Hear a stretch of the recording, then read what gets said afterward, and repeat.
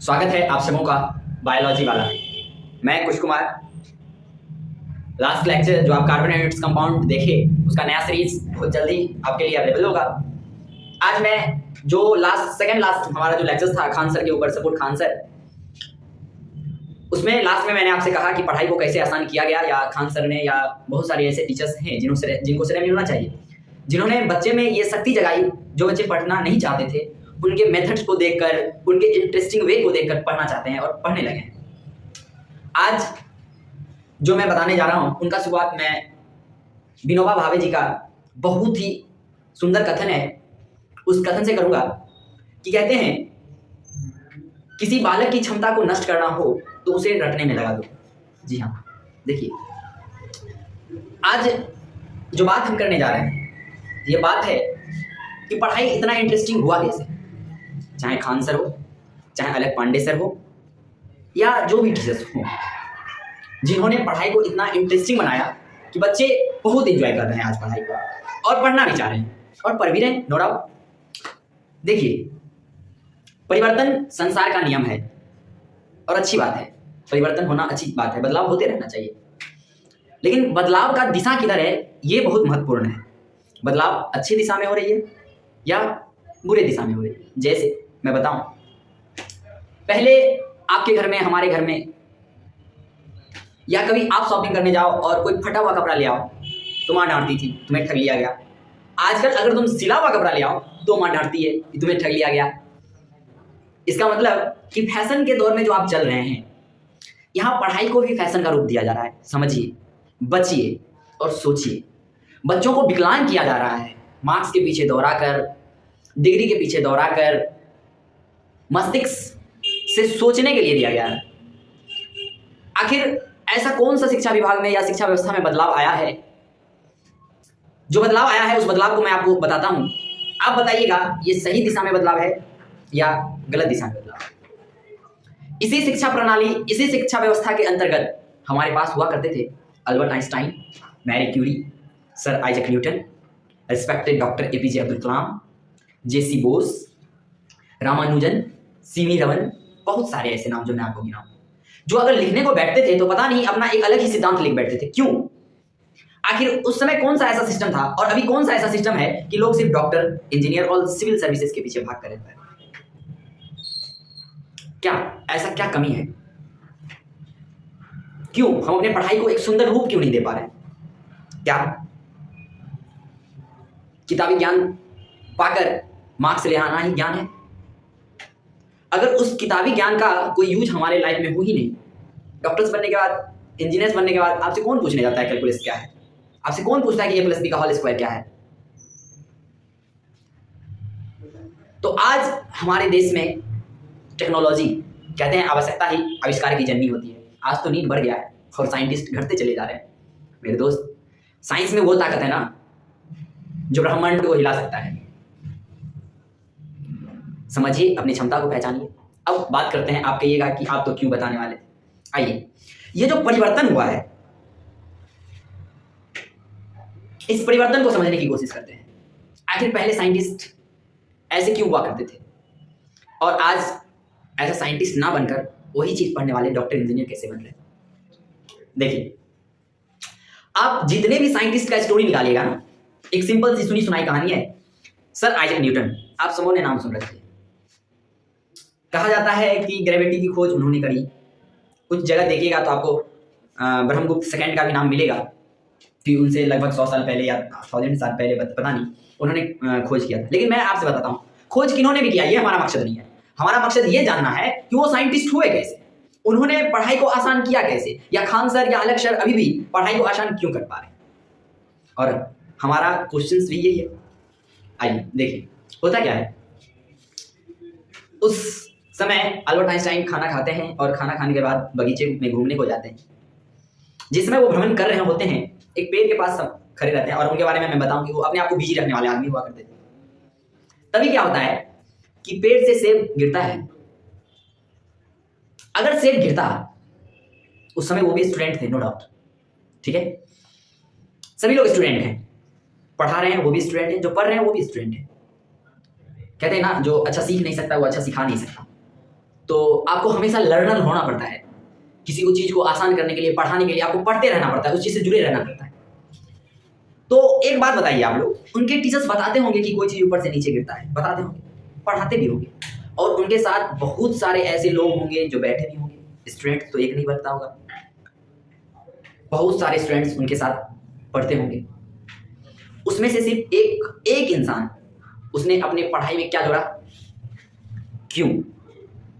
ये बात सबको मालूम था कि पेड़ से कोई चीज गिरा, पेड़ से फल गिरा, लेकिन Einstein is the only one who asked questions from himself. उन्होंने अपने आप से क्वेश्चन करा कि पेड़ से सिर्फ नीचे ही क्यों गिरा, क्यों।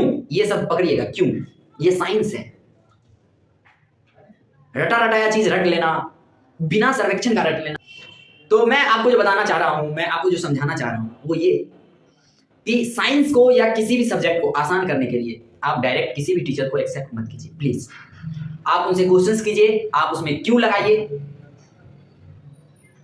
अपने आप को उस चीज में डालिए। एक फिल्म आई थी अभी सुपर 30, जिसमें एक गाना था ऋतिक रोशन, और उसने गाना जो डाले थे क्वेश्चन मार्क, सवालों के बिना ही तेरी जिंदगी है ढाल। तो क्वेश्चन मार्क लगाना सीखिए। आप लोग क्वेश्चन मार्क नहीं लगाते, और जिन्होंने पढ़ाई को आसान करा है उन्होंने क्वेश्चन मार्क लगाया है। अभी बहुत सारे ऐसे टीचर्स हैं जो अपने पढ़ाई से खुद संतुष्ट नहीं है। वो जो पढ़ाते हैं वो खुद संतुष्ट नहीं हो पाते हैं। कुछ ऐसा पॉइंट आता है जहां का आंसर वो खुद फंसते हैं, जहां का आंसर उनको खुद नहीं मिलता है, और बच्चे को भी क्लियर नहीं कर पाते। क्या कारण है? क्योंकि क्यों से आगे वो जाना नहीं चाहते हैं। बच्चों को कहते हैं कि तुमको यहीं से मार्क्स मिलना है। सर मार्क्स नहीं चाहिए सर, मार्क्स कौन लेता है? कितने बच्चे को 100 आउट ऑफ 100 आते होंगे? मार्क्स के पीछे क्यों भागना? इंजीनियर बने, डॉक्टर बने, मोहल्ले के लोग जानेंगे, एक पीढ़ी जानेगी। सर डाल्टन को पुश्तो पीढ़ी जानते आ रही है, न्यूटन को जानते आ रही है, जानते रहेगी। ब्रेन तैयार कीजिए। और ये काम जो लोग कर रहे हैं उनको मेरा पूरा समर्थन है। प्लीज टांग खींचने का काम कोई मत कीजिए, जाने दीजिए, बहने दीजिए, क्रांति आने दीजिए। देखेंगे कि हम लोग के पीढ़ी से कौन डॉक्टर एपीजे अब्दुल कलाम बनते हैं। लेकिन सबसे बड़ा रीजन यही है कि आंख बंद करके किसी भी थ्योरी को एक्सेप्ट मत कीजिए प्लीज। किसी भी फेनोमेना को एक्सेप्ट मत कीजिए, किसी भी घटना को स्वीकार मत कीजिए। क्यों, क्या, किस लिए, कहां।